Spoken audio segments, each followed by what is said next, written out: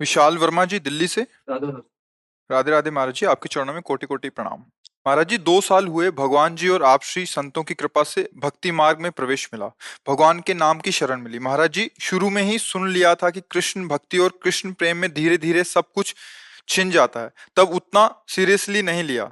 अब इधर सब कुछ धीरे धीरे छिनता जा रहा है और कृष्ण प्रेम भी अभी प्राप्ति वैसी नहीं मिल पा रही। महाराज जी, कृपा मार्गदर्शन। तुम्हारा था क्या जो छिन गया, हमें बताइए भाई। रिपोर्ट तो हम तब कर सकते हैं जब हमारी कोई वस्तु छिनी हो। आपका था क्या, हमें बता दीजिए। आपने क्या रचना की और आपका क्या पुरुषार्थ था? किसमें? पांच भौतिक शरीर में, ये पंचभूतों से बना हुआ, या आप में है? आप भगवान के अंश हैं। क्या पुरुषार्थ? अगर वो एक आंख हटा देते हैं, उनकी मौज की बात है, वो एक से दिखाना चाहते हैं, उनकी वस्तु है ना। आपकी क्या, हमें बता दो। आपका क्या है? आपका क्या है, आप बताइए। पढ़े लिखे गए आप तो भगवान ने बुद्धि दी है ना। बुद्धि का हरण कर ले तो फुटपाथ में कागज बटोरते घूमते। है क्या आपके पास? अब जो बात आई छिन गई, तो इसका प्रारब्ध है, आप समझो। जो हम लोग कहते हैं भगवान सर्वस्व छीन लेते हैं, उसका तात्पर्य होता है मन और इंद्रियों को भगवान में समर्पित होना। भगवान अपने बच्चों की बाहरी लीलाओं का, खेल खिलौनों का विनाश नहीं करते। भाव को समझिए। अवश्य में भोक्तव्यम कृतम कर्म शुभाशुभम। अभी आप उस कोटि के शरणागत नहीं कि आपके शुभ और अशुभों का विनाश हो गया हो, समझना। आप खुद स्वीकार करते हैं 2 वर्ष से भक्ति में। अब किस कोटि की भक्ति है 2 वर्ष में जागृत हो गई वो? आप देखो इसके पीछे क्या होता रहा जन्म जन्मांतरों में, इसी जन्म में। आप देखो तो जो बोया है पीछे साल की फसल, खाना तो पड़ेगा ना। और उसमें कह दें कि हमने बम्बूल बोया था, कांटे आ रहे हैं, भगवान ने जब से भक्ति शुरू की तब से कांटे खाने को मिल रहे हैं। गलत बात। पिछले वर्ष जो आपने किसानी में बोया, इस वर्ष वही खाओगे। अब जो बो रहे हो उसे तुम आगे फसल काटोगे। अभी इस कोटि का तुम्हारा ज्ञान या भक्ति नहीं आई जिसने जन्म जन्मांतरों के संस्कारों को भस्म कर दिया हो और विशुद्ध ज्ञान से प्रकाशित हो गया हो, तो फिर प्रश्न ही नहीं आएगा कि हमारा छीन लिया क्या। भ्रम, अज्ञान, मोह, पाप। भगवान क्या छीनते हैं? ये छीनते हैं। नहीं, लड़का छीन लिया तो भ्रम ही तो था, तो कि वो तुम्हारा पुत्र है।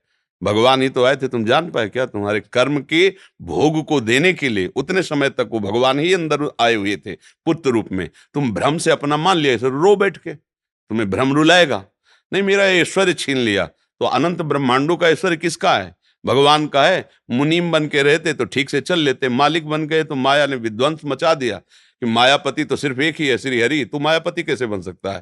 तो मेरा बेटा बेटा बन के रहता, मुनीम बन के रहता तो मालिक की संपत्ति। अगर मुनीम रहोगे तो घाटा मुनाफा में समान रहोगे। हमें तो पेमेंट मिल ही रही, जो घाटा पर वो मालिक का, जो मुनाफा हो मालिक। तो मुनीम बने नहीं, क्योंकि घाटा मुनाफा का तुम्हारे ऊपर असर हो रहा है। तुम हर्षित हो रहे हो और शोकित हो रहे हो। सिद्धांत से समझोगे तो भगवान पर कभी दोष नहीं लगा पाओगे। सच्ची मानिए। क्या छीन लिया है जब कुछ था ही नहीं मेरा?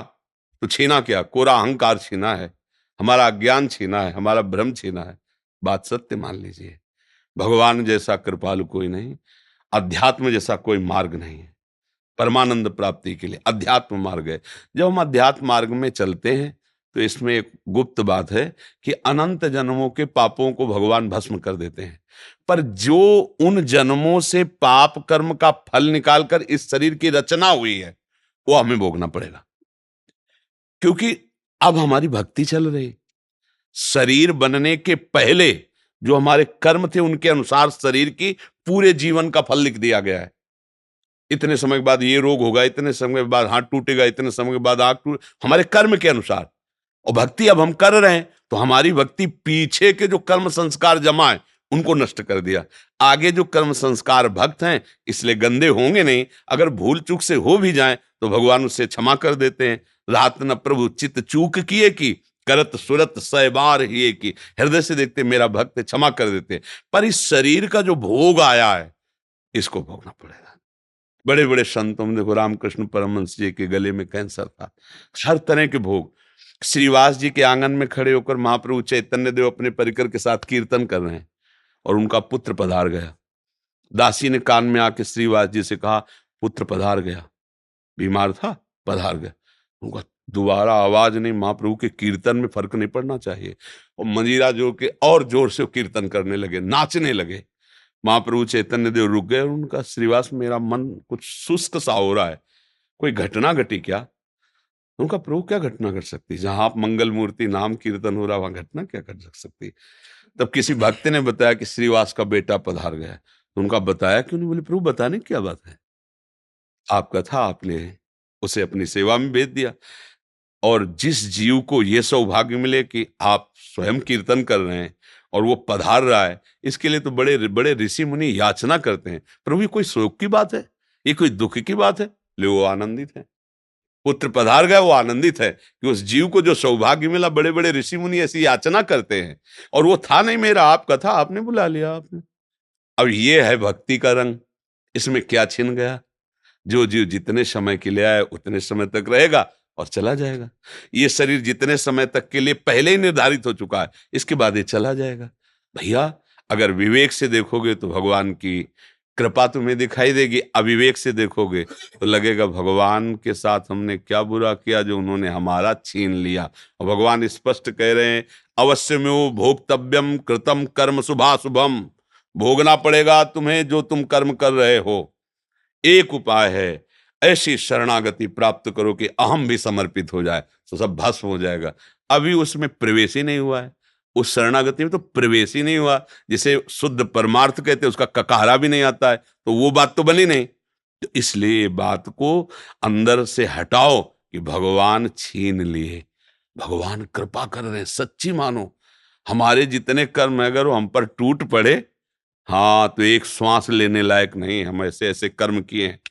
इसलिए भगवान की कृपा मनाओ और भक्ति में आगे बढ़ो। तब तुम जब ऊंचाई पर पहुंचोगे फिर देखोगे कि पीछे की भी बात को, तो हर कदम में कृपा दिखाई देगी आपको। ओहो, बचा लिया भगवान ने, कृपा की भगवान ने। अगर हमारे अनुकूल परिवार मिलता, अनुकूल संपत्ति मिलती, तो भोगों में फंस जाता, कभी इस आनंद को प्राप्त। कितने कृपालु भगवान, आपने मुझे वो दिया ही नहीं जिसमें फंसा जाता है, मुझे दिया ही नहीं। बड़े कृपालु, आपकी जय। ऐसे मनाते। अभी राग है भोगों में, परिवार में, संसार में, तो हमें लगता है कि भगवान बहुत बुरा करने वाले हैं। एक ऐसे हैं कि जो उनकी ज्यादा आरती पूजा करता है उसी की वो धुल देते हैं, उसी को पिटवा देते हैं, उसी को कष्ट। ऐसा नहीं है। वो जो दिखाई आपको दे रहा है वो इसलिए दे रहा है कि अब आखिरी है, अनंत जन्मों का हिसाब इसी जन्म में होके खत्म खेल, अब हमें प्रभु के पास जाना है। ये बात अगर आप देखोगे तो आप रो पड़ोगे कि जिन कर्मों को मैं लाखों जन्म भोगता फिर भी नहीं काट पाता, उनको भगवान ने इसे चुट पुट थोड़ा बारा कष्ट दे के निपटा दिया और अपने पास बुला रहे हैं। बड़े कृपालु भगवान हैं। तो हमें तो कृपा ही कृपा नजर आती भैया। भगवान पर दोष करने का तो हमें कभी समझे में नहीं आया। अगर आता तो हम कह देते हैं, ऐसा कह देते हैं हम, पर हमने आज तक ऐसा नहीं देखा है। जब कभी कहीं कोई हृदय में जलन हुई तो मेरे विचार की कमी हुई, मेरे आचरण की कमी हुई, मेरे भगवान की नहीं। सच्ची कहता हूं, उनका ऐसा प्यार है, उनका ऐसा दुलार है, मतलब करोड़ों प्राण हो तो भी उनके आगे बलिहार है। जहां मैं जला हूं वहां मेरी सोच गलत हुई है, मेरी चेष्टा गलत हुई है, वहां मैं जला हूं। उनकी कृपा में कहीं जलन नहीं है। हमसे गलती हुई है, तब इस बात का मुझे बोध हुआ बाद में कि ये हम गलत चिंतन किए, ये गलत हमारी चेष्टा थी, इसलिए मुझे वो जलन हुई। वो भगवान की तरफ से नहीं, वो क्रिया का फल है। भगवान की तरफ से तो कृपा ही कृपा है, कृपा ही कृपा है। बोलो हमारे ऐसे कोई पुण्य है कि हम वृंदावन आने लायक हैं? सोचो जरा, जिस वृंदावन के लिए बड़े बड़े महापुरुष, जो रज शिव सनकादिक याचत, सो रज शीस चढ़ाऊं, किशोरी तेरे चरणन की रज पाऊं। भला इस रज में हम आने लायक? श्री राधिका कृपा बिन सबके मनन अगम, मन से भी नहीं सोच सकते वृंदावन। आप तन से आए हो वृंदावन, आपके ऊपर कितनी कृपा लाडली की। यदि वो छीनने वाले होते तो तुम्हें भेजते ही नहीं यहाँ। सोचो। अच्छा, हनुमान जी को देख करके विभीषण जी के हृदय में भा कि अब मोहि भाव भरोस हनुमंता, बिनु हरि कृपा मिल। आप संत समागम में बैठे हैं, अहो भाग्य। सुत दारा धन लक्ष्मी, पापियों के घर होए, संत समागम हरि कथा, तुलसी दुर्लभ। भगवान ने छीना नहीं, आपको दिया है। दुर्लभ मनुष्य दे, दुर्लभ सत्संग, दुर्लभ भगवान नाम, ये सब दिया है। आप देने पर नजर करो। जो छीनने की बात करे वो विनाशी है, वो अपने समय से नष्ट हो जाएगा, उसे कोई छीनता नहीं है। बर्फी रख दो जो बहुत बढ़िया दिखाई देती, 2-4 दिन में ऐसी फफूंदी और दुर्गंध हो जाए, क्योंकि उसका स्वरूप ही यही है, खाने क्या देखने लायक नहीं रह जाएगी। देखो एक समय चिकने चुपड़े बच्चे थे, जवान हुए, झुर्रियां पड़ रही, मरने की दशा आ रही, ये भगवान थोड़ी कर रहे हैं, ये इसका स्वभाव है भैया। फूल है, फल लगा, पका, गिरा, खाया गया, मल बन गया, नहीं खाया गया, सड़ गया। ये यहां ये सिस्टम है, परिवर्तनशील, विनाशमय, ये सिस्टम है, इसको दोष नहीं दिया, ये सिस्टम है। हर लोग का अलग अलग सिस्टम है, ये यहाँ का सिस्टम है। वही तुम्हारे साथ जब हो रहा, तुम्हें लग रहा भगवान छीन रहे हैं, तो यहां कुछ अविनाशी हो तो मुझे बताओ, कुछ अविनाशी, प्रभु ने अविनाशी चीज तुम्हारी छीन ली हो तो हमें बताओ। जब भगवान लिख दिए हैं, मान लो आप जाओ किसी पुस्तकालय में और कह दो जरा 1 इंजेक्शन 2 टेबलेट और वो जरा, तो कहेगा भैया लिखा क्या देख लो इसमें। बोले पुस्तकालय, तो बोले आप मांग क्या रहे हो, औषधालय जाइए आप, इसमें भगवान ने लेबिल में लिख दिया है दुखालयम अशाश्वतम, दुखालय और नाशवान। अब भगवान ने क्या छीना है भैया, इसमें लेबिल लगी हुई, पहले पढ़ो, जहां तुम आए हो इसका नाम मृत्यु लोक है, इसमें दुख ही दुख है, इसमें सब कुछ छूटने वाला है। अब तुम पकड़ के बैठो कि हमारा ना छूटे, तो आज तक कोई ऐसा नहीं रहा कि जिसका पकड़ा हुआ कुछ बचा हो, सब छूट गया है, शरीर भी छूट गया है। क्या मिला, नाम, परम धन राधा नाम। कबीरा सब जग निर्धना, धनवंता नहीं कोई, धनवंता सोई जानिए जाके राम नाम धन, राधा नाम, कृष्ण नाम, श्याम नाम। तो भैया आपको प्रभु ने दिया है, वो दाता है, वो लेने वाले थोड़ी हैं। भूल से सरकारी संपत्ति पर कब्जा कर लो, और जब सरकारी पार्षद आके छुड़ाए तब आप गाली दो सरकार को, तो भाई देखो तुम्हारी भूल है, माफीनामा तुम्हें लिखना चाहिए।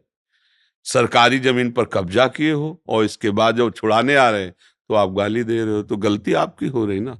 ये सब कुछ सरकारी है, भगवान का है, सेवा के लिए मिली ये गाड़ी बंगला, सेवा के लिए मिली। भगवान की सेवा कर कर, परिवार की सेवा करके अपने ऋण से मुक्त हो जाओ और भगवान को प्राप्त हो। अब मान लिया अपना और चाहते हो कि अविनाशी बना रहते हैं, अब कुछ अविनाशी नहीं भैया, सब धोखा ही धोखा है। अगर कोई आप प्रमाण दो कुछ भी अविनाशी हो तो बताओ। भगवान भी अवतार लेते हैं तो समय के साथ अंतर्ध्यान हो जाते, समय के साथ, समय जितना लेके आए उतना ही।